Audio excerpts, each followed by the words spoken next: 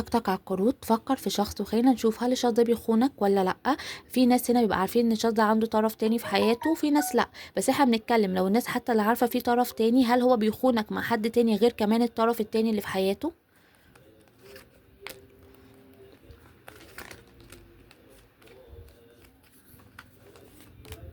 طب أنا شايفة إن الشخص ده ممكن يكون بيستفزك، ممكن إن هو بيثير غيرتك، ممكن إن هو هنا عايز يضايقك، بس إن هو عنده طاقة أطراف غير الطرف اللي أنت تعرفه للناس المتزوجين. لأ، الشخص ده هنا ما عندوش أطراف في الوقت الحالي. الشخص ده هنا شايفة إن هو تعبان، وشايفة إن هو متألم، وشايفة إن هو فاقد الشغف، شايف إن عنده مشاكل عنده طاقة حسد مبوظة له حياته، شايف إن هو في صراعات نفسية شديدة جدًا، وفي طاقة انفعالات قوية جدًا.